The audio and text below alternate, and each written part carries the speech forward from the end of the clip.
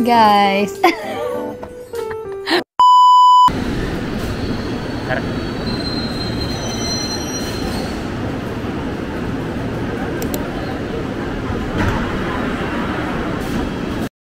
Ito po yung mga napamili natin kanina due to stress shopping kumbaga. Dahil sobrang stressful po nung week. Hi! Yan, napa-shopping tuloy tayo. So, bale, dalawa po yung pinuntahan namin ni Mr. na makeup stores. So, yung isa is yung Cell Beauty. Dito po yung malapit sa may airport. Tapos yung isa naman po is yung Beauty Avenue. Doon po siya nakabase sa Sunset House, right? Yan, sa Sunset House. So, bale, mag-start po tayo na ipakita yung mga nabili ko. Mag-start muna tayo sa Cell Beauty kasi dalawa lang naman yung binili ko doon. So, first, bumili po tayo nitong makeup brush cleansing pad. So, ito po, kasi marami tayong brush. So, syempre, pag nililinis ko kasi siya, dito ko lang siya nililinis. So, mas maganda daw talaga para mas deep cleaning na may pad. Yan.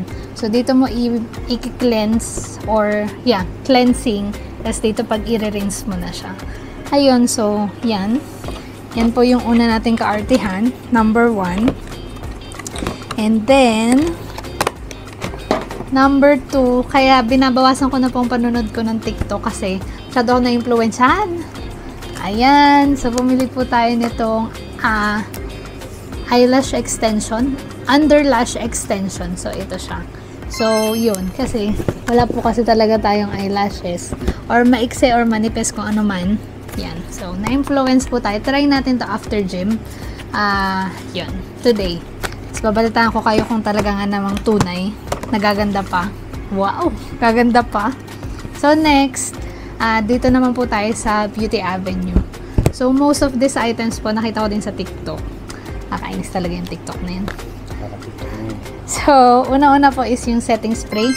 Sephora setting spray. So, sabi nila, per TikTok, isa po to sa pinaka magandang setting spray. Talagang naglalast yung makeup nyo. So, let's try. And then, since dagdag sa collection ng brush natin, bumili tayo ng blush brush. Wala ka ng brush. Oo, kulang yung 25 na brush. Yan, dinagdagan po ng isa. And then next, ito, galing din po to sa TikTok. So, nakita ko po tong Madagascar na centella. Kanda to, nakaka-suit daw siya ng redness sa balat. Hindi ko sure, pero ano man naman, lahat ng pwedeng gamitin para sa mga sumpa, gamitin. So, yan. Talagang TikTok ay maraming nagagawa. And dahil meron po tayong blush brush, kailangan natin ng blush. So, yan. Bumili din po ako ng Say na blush. Ang color niya po is chili. So, yan. Ito daw po yung favorite ni Hailey Bieber na blush.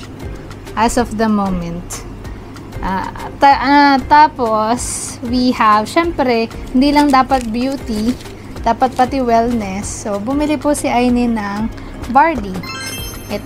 Ito daw po yung iniinom ni Papa at ni Mama sa Pilipinas. So, meron na din po nito sa Cayman Islands.